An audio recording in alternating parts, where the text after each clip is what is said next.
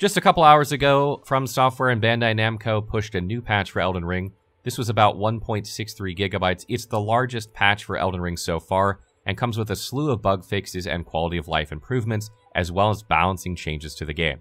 In this Elden Ring video, we're going to run through those, and I'm kind of going to give you the highlights of things that were changed, so you get a general sense of how big the impact of this is going to be on the game. First up is the fact that they've added NPC icons to the map now, so you can see where the NPCs are once you've found them, which is fantastic. That's a great quality of life improvement.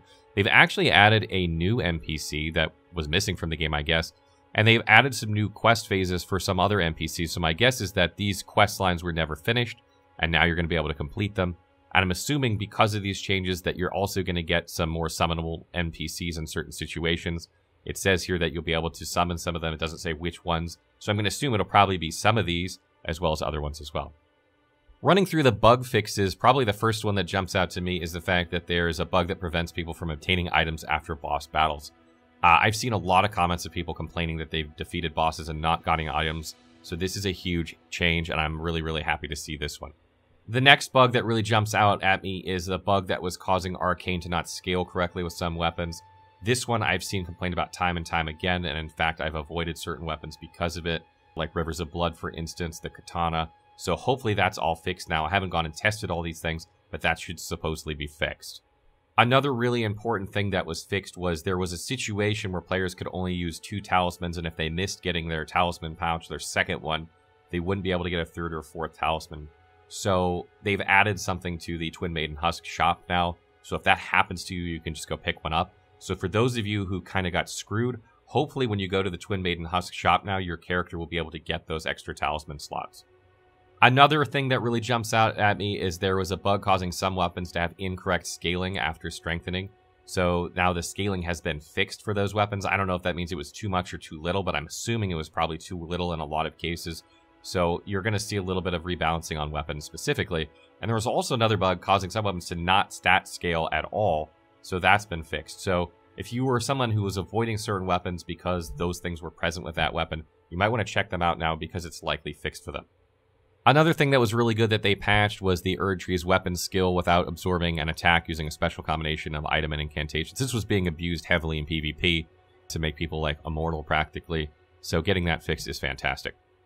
Another thing that was fixed recently, right after we published our Battle Mage build, was that the Ash of War Determination and Royal Knight's Resolve, Ash of War that basically buff your next attack with a certain weapon, was also buffing your offhand, so you were able to cast spells that increase damage with like mages, etc., or with incantations as well. That's been patched. You cannot buff your damage with spells using these Ashes of War any longer.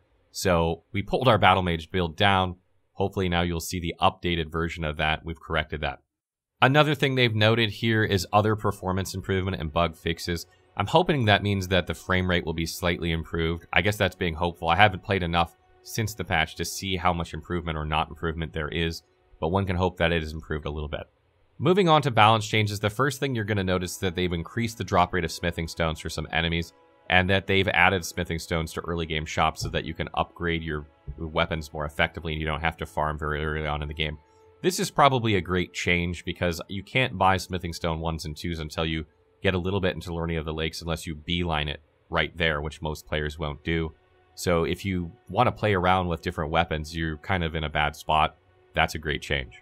The next thing listed here is increased shield's effectiveness. It looks like to me that what they've done is just increased some shields' guard boost. For instance, the jellyfish shield was 50 pre-patch, it's 52 now. The brass shield has not changed, it's still 56. So I'm guessing they've increased some other shields' effectiveness, not necessarily the ones that everyone's been using, but some other shields in order to make people use a variety of different shields. The other important changes here are that they've increased the effectiveness of some spell damage and decreased the FP cost of other ones. I think there is probably like 10 really good spells in the game because of the ratio of FP to damage was too high. Part of playing a mage, as I've said time and time again, is, conserving your FP. You don't want to overkill things. So reducing the FP cost of some of these spells is going to make them much more viable for builds, and increasing the damage of other ones, again, is going to increase that viability. So you should start to see, hopefully, more builds that have a different variety of spells and much more variety of spells in. I will try and work these into future mage builds so that we can see just what's working and what's not. Another really big change along that same line is that they've increased the projectile speed and range of Great Glintstone Shard. Probably, this is like an upgraded version of Glintstone Pebble, but with shorter range and shorter speed. So the fact that this is increased now should mean that as a mage, you can use this a lot more in your repertoire. Another really big change here is that they've decreased the damage and increased the cast time of the Ash of War Hoarfrost Stomp. This was being abused in PvP. I saw so much griefing of this of low-level players with somebody who just didn't upgrade their weapon, ran up and got this from Lernia, and then just griefed people over and over with it. It was awful. And it's also really, really strong against enemies and bosses as well, so this is probably a good change. Another change was made to Bloody Slash. It now deals 130 damage to you when you use it instead of 60, so that's quite a change. And the damage has been nerfed a little bit, and the increase to cast time makes it harder to use. So this ability was really, really strong. You could make like one-shot builds with this. In fact, I was working on one, and I'll have to adjust that. But this is probably a good change overall as well. The next nerf is happening to the Sword of Night and Flames damage. Big surprise there to the weapon skill specifically, not the actual regular damage. These things were just busted strong, absolutely busted. So the damage on them has been nerfed. I haven't tested out exactly how much damage was nerfed, but if you're using these weapons, you're going to see a decrease in effectiveness. The next change here was to Barricade Shield. The duration of it has been cut almost exactly in half from 15 seconds down to 7. And the FP cost has been increased from 50% from 8 FP to 12. So that's going to be a lot less effective. This gives you 35 guard boost when you block on top of whatever your shield's guard boost, allowing you to reach 100 guard boost where you don't take any stamina damage when you block, which is kind of busted in a lot of fights. So keep that in mind that if you're using this now, it's not going to be nearly as effective as it was before. Another major change was that the damage of the Spirit Summons Mimic Tier, which, makes a copy of yourself when you summon it, and the behavior of it has changed. So it's not going to be nearly as effective in combat anymore. People were, using this liberally to basically take out bosses because it makes a copy of you, which is quite strong.